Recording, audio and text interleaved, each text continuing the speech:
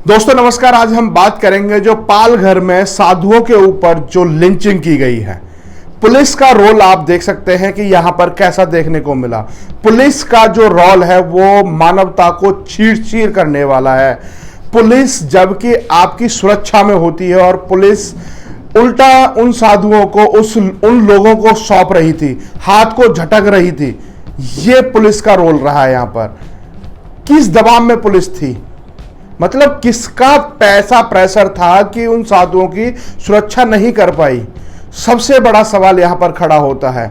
सवाल खड़ा होता है कि उद्धव ठाकरे की शासन में जो तीन पार्टियों की जो सरकार है वो क्यों नाकाम रही।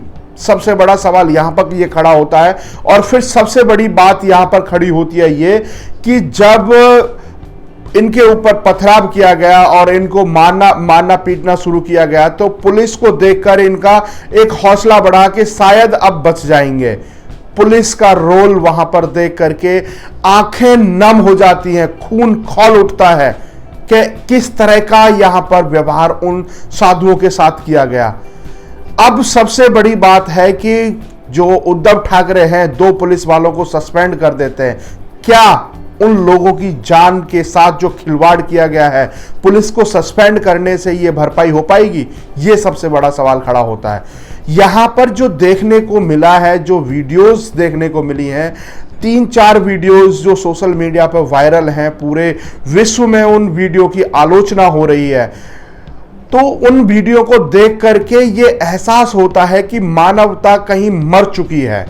ये ऐसा सलूक उन साधुओं के साथ किया गया। अब साधु समाज है वो भी कहीं ना कहीं उनका भी खून खौल रहा है। लॉकडाउन की वजह से वो भी शांत बैठे हैं, सिर्फ प्ले कार्ड निकाल करके दिखा रहे हैं कि क्यों मारा। अब सबसे बड़ी बात यहां पर हम करते हैं तो जिस तरीके से अखलाक की मौत होती है तो बहुत सारा गैंग है वो खड़ा हो जाता है। तवरेज के साथ जो मारपीट होती है तो वहां पर लिंचिंग कह दी जाती है कि ये लिंचिंग कर दी गई। क्या अब साधुओं के साथ ये लिंचिंग नहीं है? इसको कह रहे हैं कि ये सांप्रदायिक ना बनाया जाए। एक वीडियो में साफ साफ आवाज आ रही है कि सोई मार, ये आवाजें सुनने को मिल रही हैं। पर अभी भी कुछ मूक दर्शक लोग बैठे हुए हैं, वो लोग यही कह रहे हैं कि इसको सांप्रदायिक रंग ना दिया जाए। सिर्फ भगवा कपड़ा देख करके उनके ऊपर इस तरह का मानवीय कृत्य किया गया, उनके ऊपर हमला किया गया, उनकी गाड़ी को पलट दिया गया। एक वीडियो में तो साफ साफ दिखाई दे रहा है कि पुलिस की गाड़ी में बैठ जाते हैं, उसके बाद भी उनको बाहर खींचा जाता है। एक संत को किसी घर के अंदर से बाहर पुलिस वाला निकाल करके लाता है और सौंप देता है उन लोगों को। वो जो एक हैवान के रूप में जो भीड़ थी उन हैवानों के हाथ में सौंप देता है। ये पुलिस का रोल यहां पर देखने को मिला। अगर सबसे बड़ी बात है कि पुलिस किसके दबाव में थी। अगर पुलिस चाहती तो इन दो संत और एक ड्राइवर की जान बचा सकती थी। पालघर में ऐसा चल क्या रहा है, यह सबसे बड़ी बात है। इस पर अमित शाह होम मिनिस्ट्री ने भी एक्शन लिया है और उसमें रिपोर्ट मांगी है कि उद्धव सरकार इसका पूरा रिपोर्ट तैयार करके हमें सौंपे। क्या इसके अंदर कार्रवाई हो रही है, क्या इसके अंदर हुआ है अभी तक? सबसे बड़ा सवाल आज उन वीडियो को जिन जिन लोगों ने वो वीडियो देखी है उनकी आंखें नम हुई होंगी उन साधुओं के प्रति, और जिन जिन लोगों ने वो वीडियो देखी है उसके अंदर पुलिस के जो सवाल खड़े होते हैं पुलिस के ऊपर, उसमें वो सवाल खड़े लाजमी हो रहे हैं कि पुलिस मूक दर्शक बनी रही। उनके पास हथियार नहीं थे, क्या हवाई फायरिंग नहीं कर सकते थे? पुलिस जबकि उस एक साधु के ऊपर डंडे बरसा रहे हैं वो लोग, पुलिस के पास वो दौड़ करके जाता है, अपनी जान की सुरक्षा की भीख मांगता है और उसका हाथ झटक करके उस भीड़ को सौंप देता है। यह सबसे बड़ी बात है कि इस देश के अंदर चल क्या रहा है। मतलब अगर अखलाक की मौत होती है तो लिंचिंग हो जाती है, और तवरेज की अगर मौत होती है तो उसको संसद पटल से लेकर के यूएन तक पहुंच जाते हैं। और अगर अब यहां पर 2 संतों की हत्या कर दी जाती है तो उसमें कहते हैं कि सांप्रदायिक रंग ना मिलाया जाए। अगर भगवा कपड़े देकर के ही इतनी आपत्ति इन लोगों को हो चुकी है और सीधे उनके ऊपर हमला कर देते हैं, आज उस संत समाज को भी खड़ा होना होगा जो संत समाज अपने आप में एक गर्मामयी और शास्त्र और शस्त्र की विद्या से सुसज्जित है, जो पुराने काल से जो आज तक चली आ रही है, उस समाज को भी खड़ा होना पड़ेगा। ये सबसे बड़ा एक समय इस तरह का खड़ा हो चुका है कि आज संतों की हत्या करने के बाद यहां पर जो देखने को मिल रहा है, एक गैंग है वो बिल्कुल शांत है, उनको ये नहीं लग रहा है कि यहां पर किसी की हत्या की गई है। ये सबसे बड़ी बात है। यहां पर अगर हम बात करें कि मुंबई से मात्र 60 किलोमीटर पालघर पड़ता है, आज वहां जो गैंग बैठा रहता है बॉलीवुड में, जो बॉलीवुड जिहादी हैं, उनको आज डर नहीं लग रहा है। नसरुद्दीन शाह को बड़ी चैन की नींद आ रही होगी और सलमान खान आराम से बैठे होंगे, शाहरुख खान आराम से बैठे होंगे, आमिर खान की बीबी को बड़ा सुकून मिल रहा होगा इस देश में। अब डर नहीं लग रहा होगा क्योंकि अब साधु संतों की हत्या होनी शुरू हो गई है। इससे पहले आपने देखा था कानपुर के अंदर एक भगवा कपड़ेधारी को भी मार दिया गया था, वो क्योंकि हिंदुओं की आवाज उठाता था। हिंदुओं की आवाज उठाने वालों को ये निर्मम हत्या करके फेंक देते हैं, कोई आवाज नहीं आती है। अगर तबरेज जो चोरी करने जाता है उसके ऊपर अगर भीड़ हमला कर देती है तो वहां पर कहते हैं कि वहां पर लिंचिंग की गई। तबरेज जब चोरी करने गया था तो वो हत्या नहीं थी, और अगर साधु संत यहां पर जा रहे थे रास्ते से तो इनके ऊपर हमला कर दिया गया। तो ये किस तरह का मानवीय कृत्य किया जा रहा है कि यहां पर खोजने वाली बात यह है कि लोग कह रहे हैं कि यहां पर अफवाह फैली थी कि बच्चे चोरी होने की। 100-200 लोग वहां पर बैठे हुए थे रोड पर। क्या लॉकडाउन की धज्जियां नहीं उड़ रही थी उस समय अगर 100-200 लोग वहां पर बैठे हुए थे?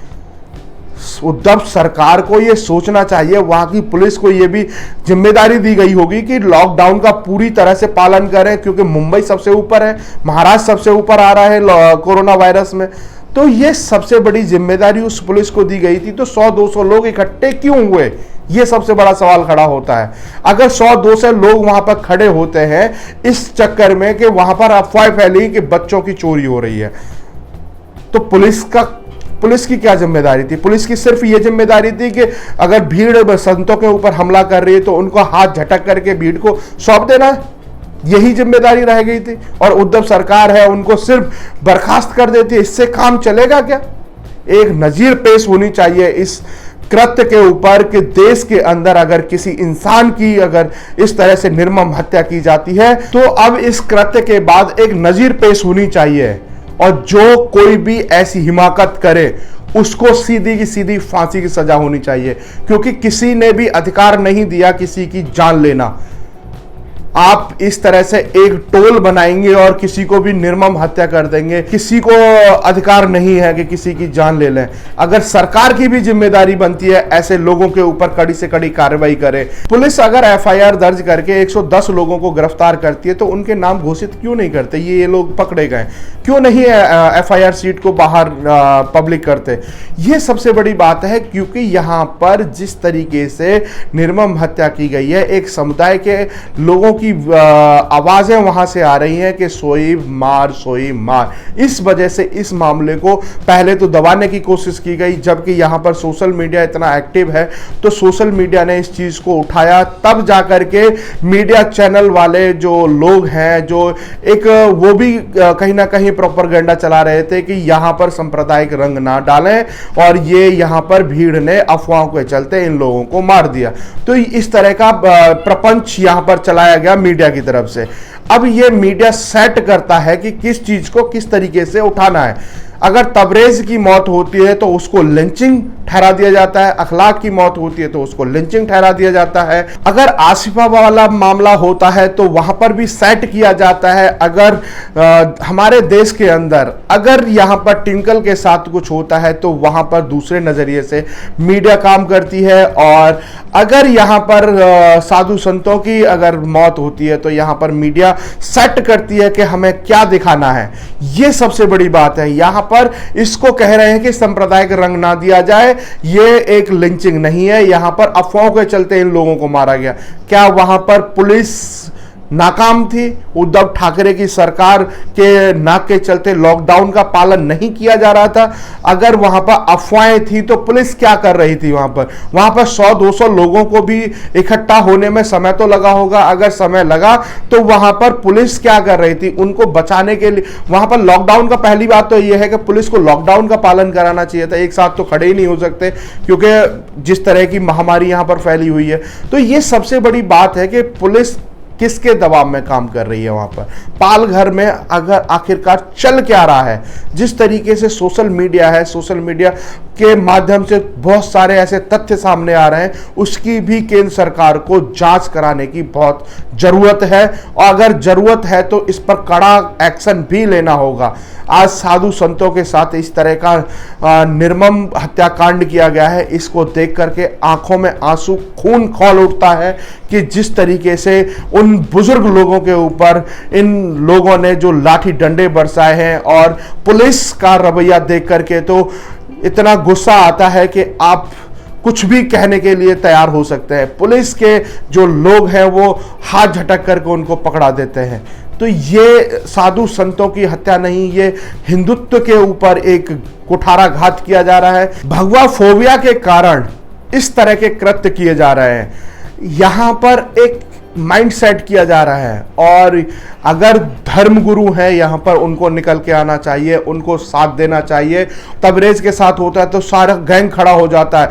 आज ना तो जावेद अख्तर दिखाई दे रहे हैं, ना आमिर खान दिखाई दे रहे हैं, ना केजरीवाल दिखाई दे रहे हैं, जो तबरेज के लिए वहां झारखंड पहुंच गए थे, अखलाक के लिए दादरी पहुंच गए थे। ये सबसे बड़ी हमारे देश के अंदर विडंबना है कि एक वर्ग जो विपक्ष में बैठा है वो कहीं ना कहीं इन चीजों की आलोचना करने की बजाय उनको सपोर्ट करता है। यहां पर साधु संतों की जगह अगर कोई तवरेज होता तो पूरा गैंग सक्रिय हो जाता, जेएनयू से आवाज आने लगती, जामिया से आवाज आने लगती, और पूरा बॉलीवुड गैंग में तबाही मच जाती, हड़कंप मच जाता। बॉलीवुड का जो सेंटर है वहां से सिर्फ 60 किलोमीटर दूर संतों के ऊपर इस तरह का कार्य होता है, कांड होता है, तो बॉलीवुड बिल्कुल मूक दर्शक बना हुआ है। बॉलीवुड के किसी भी बंदे ने खंडन नहीं किया है। यह सबसे बड़ा हमारे देश के अंदर विडंबना है। यहां पर सिर्फ और सिर्फ बॉलीवुड की तरफ से भी एक जिहाद के रूप में काम करने वाले ये लोग हैं, और ये कहीं ना कहीं इस चीज को भी बड़े शांति से देख रहे होंगे और खुश भी हो रहे होंगे, क्योंकि नसरुद्दीन शाह को तो देश के अंदर डर लग रहा था, आमिर खान की बीबी को डर लग रहा था। आज उनको तसल्ली मिल रही होगी क्योंकि उनकी नाक के नीचे 2 संतों की हत्या कर दी गई है। आप हमारे साथ जुड़े रहिए। जय हिंद, जय भारत।